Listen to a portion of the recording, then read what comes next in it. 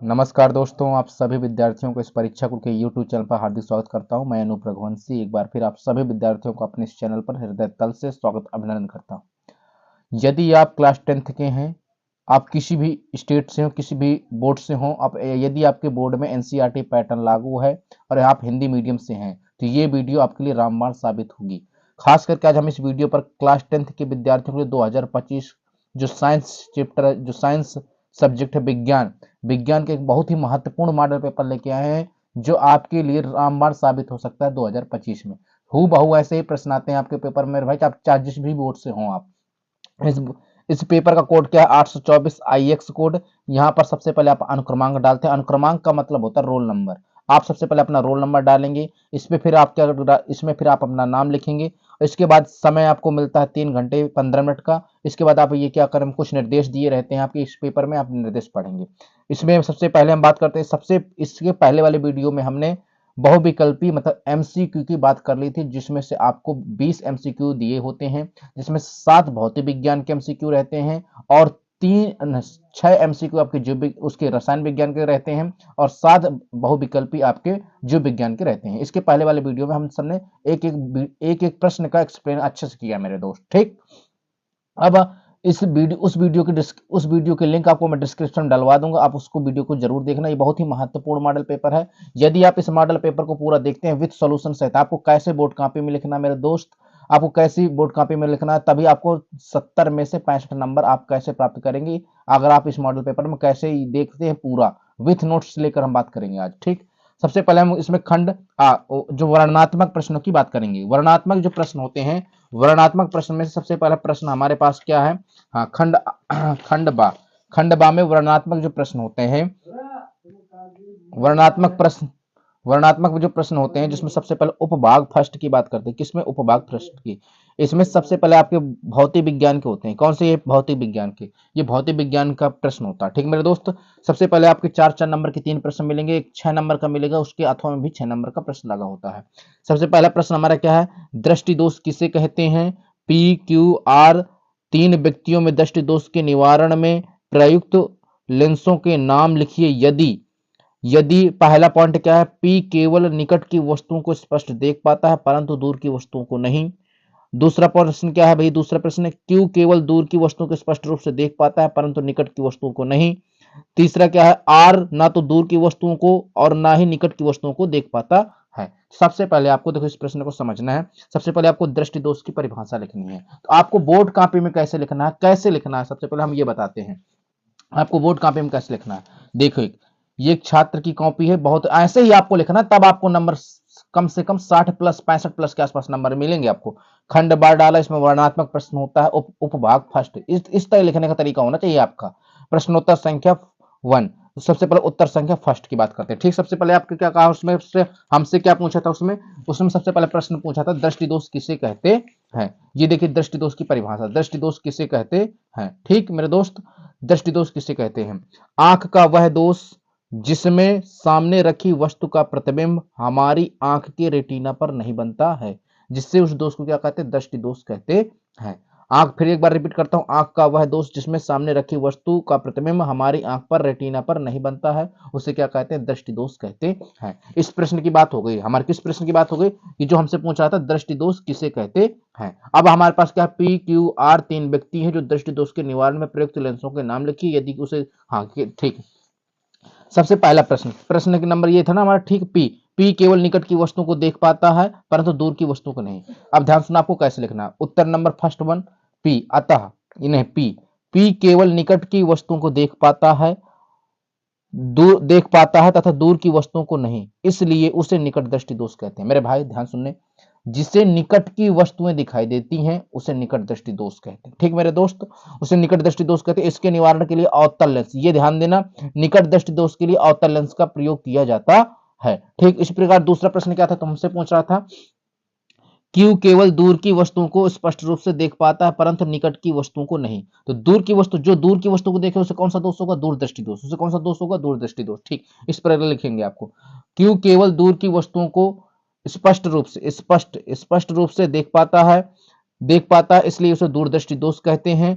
इसके निवारण के लिए उत्तल लेंस, कौन से लेंस का प्रयोग किया जाता है? उत्तल लेंस का प्रयोग किया जाता है। इस प्रकार मेरे भाई आप शॉर्ट स्क्रीन ले सकते हैं। आपको ऐसे लिखना बोर्ड कॉपी में, तब आपको भैया मेरे भाई आपको तभी 65+ नंबर मिलेंगे साइंस में, अन्यथा नहीं। ठीक, आगे प्रश्न की बात करते हैं। तीसरा, आर ना तो दूर की वस्तुओं को देख पाता है और ना ही निकट की वस्तुओं को देख पाता है। जो व्यक्ति दूर की वस्तु को, जो आर नाम का व्यक्ति है जो दूर की वस्तु को नहीं देख पाता है, ना ही उसे हाँ, ना ही उसे दूर की वस्तु दिखाई देती है, ना ही उसे पास की वस्तु दिखाई देती है। मैं तो आप उसे क्या आंसर दोस्तों को, जरा दृष्टि दोष होगा। ठीक, इस प्रकार लिखेंगे, आर ना तो आर ना तो दूर की वस्तुओं को देख पाता है, ना ही निकट की वस्तुओं को देख पाता है, इसलिए इसे क्या कहते हैं? जरा दृष्टि दोष कहते हैं। इसके निवारण के लिए द्विफोक्सित, मेरे भाई द्विफोक्सित का मतलब क्या है? जरा दृष्टि दोष के निवारण के लिए, जरा दृष्टि दोष के निवारण के लिए द्विफोक्सित लेंस का प्रयोग किया जाता है। द्विफोक्सित लेंस का मतलब होता है कि आपको उत्तल लेंस तथा अवतल लेंस दोनों से जो मिक्स होता है लेंस, उसमें उसका प्रयोग किया जाता है मेरे दोस्त। ठीक, अब हम अगले प्रश्न की बात करते हैं। ठीक मेरे भाई, अगर आपको वीडियो अच्छा लग रहा हो तो वीडियो को लाइक कर देना, चैनल को सब्सक्राइब कर देना। ऐसे ही मॉडल पेपर कराए जाते हैं इस चैनल पर मेरे भाई। अगले प्रश्न की बात करते हैं, प्रश्न नंबर दूसरा। प्रश्न नंबर जो हमारे पास दूसरा है, देखिए इधर प्रश्न नंबर जो दूसरा इस प्रकार देखें, जल तथा कांच, जल तथा कांच में जल तथा कांच में प्रकाश की चाल क्रमशः 2.25 गुणे 10⁸ मीटर प्रति सेकंड है तथा 2.0 गुणे 10⁸ मीटर प्रति सेकंड है। तो निम्नलिखित की अपवर्तनांक की गणना कीजिए। अब पहला पॉइंट क्या तुमसे पूछा है? पहला पॉइंट तुमसे पूछा है कि पानी के सापेक्ष कांच का अपवर्तनांक, और दूसरा पॉइंट तुमसे पूछा है कि वायु के सापेक्ष कांच का अपवर्तनांक। सबसे पहले आप देखिए, जैसे देखो जो जल दिया है तो ये जल में प्रकाश की चाल है, जो कांच दिया तो कांच में प्रकाश की ये चाल है। ठीक मेरे भाई, आपको कैसे बोर्ड कॉपी में लिखना है ध्यान देना। सबसे पहले देखिए, अब आपको कैसे लिखना है, देखिए इसका आंसर आप देखिए। सबसे पहला प्रश्न उत्तर संख्या 2 डालेंगे, क्योंकि दूसरा प्रश्न था दिया है जल में प्रकाश की चाल क्या दी है? 2.25 गुणे 10⁸ मीटर प्रति सेकंड। इसी प्रकार हम क्या लिखेंगे? कांच में प्रकाश की चाल 2.0 गुणे 10⁸ मीटर प्रति सेकंड होगा। ठीक, हमसे क्या पहला पॉइंट पूछा था? हमसे पूछा था वायु या निर्वात में प्रकाश। हम जानते हैं कि वायु निर्वात में प्रकाश की चाल होती है 3 गुणे 10⁸ मीटर प्रति सेकंड। ठीक, हमसे क्या पूछ रहा? अपवर्तनांक पूछ रहा। ठीक, पहला पॉइंट तुमसे क्या पूछ रहा था? देखो इस सवाल में पहला पॉइंट हमसे पूछ रहा था पानी के सापेक्ष कांच, मतलब डब्लू, पानी का मतलब वाटर, कांच का मतलब ग्लास, डब्लू के सापेक्ष कांच का अपवर्तनांक पूछ रहा था। देखिए इस प्रकार से आप लिखेंगे, तो डब्लू के सापेक्ष कांच का अपवर्तनांक बराबर क्या होता है? जल में प्रकाश की चाल मतलब सी, जल में प्रकाश की चाल मतलब सी, और कांच में प्रकाश की चाल मतलब वी। तो सबसे पहले आप क्या करेंगे मेरे भाई? जैसे सबसे पहले जल में प्रकाश की चाल रखेंगे, इसके बाद आपने कांच में प्रकाश की चाल रखेंगे 10⁸ से आप जब भाग देंगे तो 10⁸ से 10⁸ कट जाएगा। ठीक मेरे दोस्त, इसके बाद आप दशमलव उड़ाएंगे, जब दशमलव 2 अंक है तो यहाँ भी 2 अंक के बाद 0 लगना चाहिए। ठीक, आपको ऊपर क्या आएगा? 225 आएगा, नीचे क्या आएगा? 200 आएगा। जब आप इसका भाग देंगे तो आपका जो आंसर आएगा, जो आपका अपवर्तनांक आएगा WNG का, मतलब जल के सापेक्ष कांच का अपवर्तनांक जो आएगा 1.125 आएगा। ये आपका आंसर होगा मेरे भाई पहले वाले का। ठीक, आगे प्रश्न की बात करते हैं, जो दूसरा पॉइंट था उसी का दूसरा पॉइंट क्या था? वायु, देखो वायु के सापेक्ष कांच, वायु के सापेक्ष कांच आपको कैसे लिखना है? वायु, हवा, एयर कहते हैं ना, वायु के क्या कहते हैं? एयर कहते हैं। एयर के सापेक्ष कांच का अपवर्तनांक, तो वायु में प्रकाश की चाल सी और कांच में प्रकाश की चाल मतलब वी। 3 गुणे 10⁸, 2 गुणे 10⁸, 10⁸ से 10⁸ कट गया, दशमलव उड़ाया 30 बन गया, 20/30, 20/30 का जब तुम भाग दोगे तो ANG बराबर तुम्हारा 1.5 आ गया। ये आंसर होगा। अगर आप ऐसे करते हैं तो आपको चार नंबर का था, 3 नंबर क्यों, 3.5 नंबर क्यों मिले? क्योंकि इसने अपवर्तनांक का मात्रक लिख दिया था। अपवर्तनांक का कोई मात्रक नहीं होता मेरे भाई, तो इसने अपवर्तनांक का मात्रक लिख रखा था, इसलिए मैंने इसका आधा नंबर काट लिया। ठीक, अब हम अगले प्रश्न की बात करते हैं। अगला जो हमारे पास प्रश्न है, ध्यान सुनना, बहुत बेहतरीन प्रश्न है, बहुत इंपॉर्टेंट प्रश्न है। अगला जो हमारे पास है, किसी चालक का प्रतिरोध किन किन बातों पर तथा किस प्रकार निर्भर करता है? ये सबसे पहला प्रश्न है। किसी चालक का प्रतिरोध किन किन बातों पर तथा किस पर निर्भर करता है? एक तार का प्रतिरोध R है, एक तार का प्रतिरोध R है, एक तार का प्रतिरोध R है, तथा R प्रतिरोध का मान कितना हो जाए कि उसी पदार्थ के तार की लंबाई दोगुनी तथा त्रिज्या आधी कर दें, दोगुनी तथा त्रिज्या आधी कर दें। ठीक मेरे भाई, ये बहुत ही इंपॉर्टेंट है मेरे भाई। इसी प्रकार आपके 2025 में बोर्ड एग्जाम में हूबहू यही प्रश्न 2024 में छप चुका है। 2025 में भी किसी न किसी सेट में ये प्रश्न कूदेगा जरूर, छपेगा जरूर मेरे दोस्त। ठीक, आपको कैसे करना बोर्ड कॉपी में, ध्यान सुनना, आपको कैसे लिखना होता है। सबसे पहले आप क्या लिखेंगे, सबसे पहले आप लिखेंगे प्रश्नोत्तर संख्या 3। क्या लिखेंगे, प्रश्नोत्तर संख्या 3। हमसे पहले क्या पूछा था, हमसे प्रश्न पूछा था कि किसी चालक का प्रतिरोध किन किन बातों पर तथा किस पर निर्भर करता। ठीक, हम सबसे पहले लिखेंगे चालक का प्रतिरोध निम्न बातों पर निर्भर करता है। नंबर 1 पॉइंट, किसी चालक का प्रतिरोध उसकी लंबाई के समानुपाती होता है, मतलब आर समानुपाती एल के। इसका मतलब क्या भैया, अगर तुम लंबाई बढ़ाओगे तो प्रतिरोध का भी मान बढ़ेगा। ठीक मेरे दोस्त, हाँ। दूसरा पॉइंट क्या है मेरे पास, दूसरा पॉइंट ये है, किसी चालक का प्रतिरोध उसके अनुप्रस्थ काट के क्षेत्रफल के व्युत्क्रमानुपाती होता है, मतलब आर व्युत्क्रमानुपाती 1/a। मतलब सीधी सीधी बात ये है, व्युत्क्रमानुपाती का मतलब होता है मेरे दोस्त कि अगर यदि आप प्रतिरोध का मान बढ़ेगा तो क्षेत्रफल घटेगा।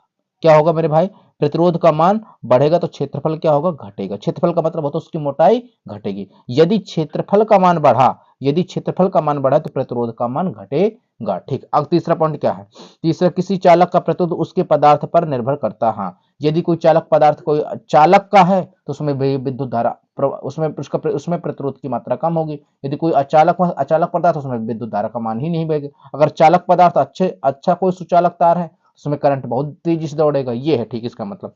अब हमारे पास जो उसी के आगे क्या दिया था, एक तार का प्रतिरोध आर है तथा प्रतिरोध का मान कितना हो जाए जब उसी पदार्थ के तार की लंबाई दोगुनी तथा त्रिज्या आधी कर दें। ये तुम्हारा सवाल है मेरे दोस्त। ठीक, तो सबसे पहले जो दिया उसको कर लेते हैं। ठीक, हमारे पास दिया है, लिखेंगे ऐसे, ये न्यूमेरिकल है ना, करना है।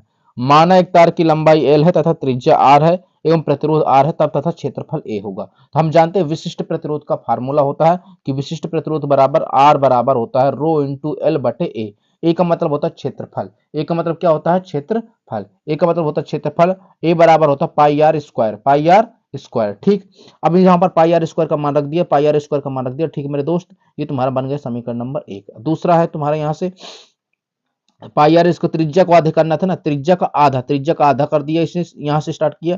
तो आर बराबर तुम्हारा दूसरा फार्मूला आर डैश बराबर निकल के आएगा रो इंटू एल बटे पाई आर स्क्वायर। ठीक मेरे दोस्त, इसके बाद अब क्या आर डैश ये है, तो आर त्रिज्या का क्या कर दिया, आधा। त्रिज्या का जब तुमने आधा किया, त्रिज्या का स्क्वायर होता है तो आर का स्क्वायर, तो इसका आर का स्क्वायर होगा, दो का होगा क्या वर्ग, 4 हो जाएगा। ठीक, क्या हो जाएगा, दो का वर्ग 4 हो जाएगा। ठीक है मेरे दोस्त, इस प्रकार देखिए, इस प्रकार लिखना होता है आपको। ये देखो आर बराबर रो इंटू टू एल, लंबाई दोगुनी करनी है, त्रिज्या आधी करनी। ठीक, टू लंबा आर डैश, यहाँ आर डैश बराबर रो इंटू टू एल बटे पाई बटे आर स्क्वायर बटे 4, आर बटे 4। ठीक मेरे दोस्त, इसको आप पलटेंगे तो 4 का गुणा हो जाएगा 2 में, तो 4 का गुणा जब 2 में होगा तो 8 एल आ जाएगा और पाई आर स्क्वायर आ जाएगा। हम जानते हैं कि पाई आर स्क्वायर क्या कहते हैं, ए कहते थे, और ए बराबर आया रो इंटू एल बटे पाई। ये क्या है भाई, 8। इसको हम जानते हैं विशिष्ट प्रतिरोध का फार्मूला क्या होता है, ये आर का मान है, ये पूरा किसका मान होता है, ये पूरे आर का मान होता है, तो 8 आर। तो आर डैश बराबर क्या निकल के आया, 8 आर। मतलब अतः नए तार का जो नया तार बनेगा, अतः नए तार का प्रतिरोध 8 गुना बढ़ जाएगा। ये आपका राइट आंसर। देखो अगर आप राइट आंसर इस प्रकार करके आते सिस्टमैटिक से, आपको 4 में 4 नंबर देके एग्जामिनर जाएगा, एक भी नंबर नहीं कटेगा। अन्यथा आप भैया अपनी तरीके से लिख के आएंगे तो आपके नंबर कट सकते हैं। ठीक मेरे दोस्त, अब हम अगले प्रश्न की बात करते हैं, प्रश्न नंबर चौथा। प्रश्न नंबर चौथा क्या है, निम्नलिखित नियमों का उल्लेख नामांकित चित्र की सहायता से कीजिए। मतलब नियम भी लिखने, उसके चित्र भी बनाने हैं। निम्नलिखित की सहायता से किसी भौतिक राशि की दिशा भी ज्ञात की जा सकती है। नंबर 1 पॉइंट क्या है, फ्लेमिंग के बाएं हाथ का नियम। चाहे फ्लेमिंग के बाएं हाथ का नियम लिखें, या फिर इसमें इसका दूसरा प्रश्न क्या, दक्षिण हस्त अंगुष्ठ का नियम, या फिर दक्षिण हस्त अंगुष्ठ का नियम लिखें। अथवा लगा है, कि 6 नंबर का प्रश्न होता है अथवा लगा। अथवा के बाद क्या है, एक घर में मुख्य स्रोत 3 तार ए बी सी निकलते हैं, जिनमें से प्रत्येक तार का नाम तथा कार और उसके उनके आवरण का रंग क्या होता है, ये आपको लिखना पड़ेगा। ठीक मेरे भाई, आपको ये लिखना पड़ेगा। सबसे पहले हम क्या, पहले पर ये इस प्रश्न की बात करते हैं। सबसे पहले पॉइंट क्या, फ्लेमिंग के बाएं हाथ का नियम। मेरे भाई आपको चित्र बनाना पड़ेगा, तभी आपको अच्छे नंबर मिलेंगे, अन्यथा नंबर नहीं मिलेंगे। इस प्रकार आपको बोर्ड कॉपी में चित्र बनाना पड़ेगा। देखो एक मेरे विद्यार्थी ने ऐसा चित्र बना, कितना अच्छा लग रहा है। देखो सबसे पहले प्रश्नोत्तर संख्या 4, उत्तर संख्या फर्स्ट। ये क्या है, फ्लेमिंग के बाएं हाथ का नियम है। अंगूठा क्या दिखाता है, चालक पर लगने वाला बल, ये अंगूठा है। तर्जनी क्या दशा, चुंबकीय क्षेत्र की दिशा, ये चुंबकीय बल, हाँ चुंबकीय क्षेत्र की दिशा, ये चुंबकीय बल रेखाओं की दिशा। ये मध्यमा अंगुली है, ये मध्यमा चालक में प्रवाहित धारा की दिशा। ठीक, देखिए इस प्रकार आप डायग्राम बना के आते, तब आपको मेरे भाई 3 नंबर मिलेंगे उसके। ठीक, आगे हम प्रश्न की बात करते हैं। आगे फ्लेमिंग के फ्लेमिंग के नियम के अनुसार यदि हम अपने बाएं हाथ की अंगुलियों को इस प्रकार फैलाएं कि अंगूठा, मध्यमा, मध्यमा एवं तर्जनी एक दूसरे के लंबवत हों, तब अंगूठा चालक पर लगने वाले बल की दिशा तथा तर्जनी चुंबकीय क्षेत्र की दिशा एवं मध्यमा चालक में प्रवाहित की धारा की दिशा बताती है। इसे कहते हैं फ्लेमिंग के बाएं हाथ का नियम कहते हैं। आप इसके शॉर्ट स्क्रीन ले सकते हैं, बहुत ही बेहतरीन। अगर आप ऐसा लिख के आते हैं तभी आपको मेरे भाई बहुत कायदे के नंबर मिलेंगे, अन्यथा आपके नंबर कटेंगे मेरे दोस्त। ठीक, अब हम आगे दूसरा जो प्रश्न था, हम उसकी बात करते हैं। दूसरा प्रश्न क्या हमारे पास, दक्षिण हस्त अंगुष्ठ का नियम। देखो इसमें भी आपको चित्र, क्योंकि उसने स्पष्ट कहा उसने कि आप चित्र बनाकर ही करें, तो इसकी हम बात करते हैं दक्षिण हस्त अंगुष्ठ का नियम। आपको देखो कैसे कॉपी में लिखना है, आपको देखो हमें कि आपको ये बता दिए रहे हैं कि आपको बोर्ड कॉपी में कैसे लिख के आना है। उत्तर संख्या सेकंड दूसरा था ये भैया, ये चालक तार है। ये क्या है, चालक तार है, ये चालक तार है। ठीक, ये क्या है, चालक तार है। ठीक, ये क्या हमारे पास, ये हमारे पास हाथ है, ये दक्षिण अंगुष्ठ का नियम है। ये ऊपर की ओर धारा प्रवाहित हो रही है इसमें। इस प्रकार आप डायग्राम बना के आएंगे तभी आपको पूरे के पूरे नंबर मिलेंगे, अन्यथा आपके नंबर कट जाएंगे मेरे दोस्त। ठीक, अब दक्षिण हस्त अंगुष्ठ के नियम के अनुसार यदि दाएं हाथ से के अंगूठे को इस प्रकार फैलाएं कि अंगूठा चालक में प्रवाहित धारा की दिशा, अंगूठा मतलब ऊपर की ओर है ना अंगूठा, ये ऊपर क्या धारा की दिशा को बताता है, तथा मुड़ी हुई अंगुलियां चुंबकीय बल रेखाओं की दिशा को प्रदर्शित करती हैं। ये क्या दक्षिण अंगुष्ठ का नियम कहते हैं। यदि आप इस तरह डायग्राम बना के करेंगे तभी आपको 6 में 6 नंबर मिलेंगे, अन्यथा आपको नंबर नहीं मिलेंगे मेरे भाई। अगर आपको वीडियो अच्छा लगा हो तो वीडियो को लाइक कर देना, चैनल को सब्सक्राइब कर देना, बेल आइकन अवश्य प्रेस कर देना। इसके अगले वाले वीडियो में हम रसायन विज्ञान के महत्वपूर्ण जो इस पेपर में जो प्रश्न दिए हैं उसकी हम कैसे आपको लिखना है, कैसे आपको करना है, बोर्ड कॉपी में कैसे लिखना होता है मेरे दोस्त, उसी प्रकार सेम हम करके अगले वीडियो पर बात करते हैं। ठीक मेरे भाई, जय हिंद।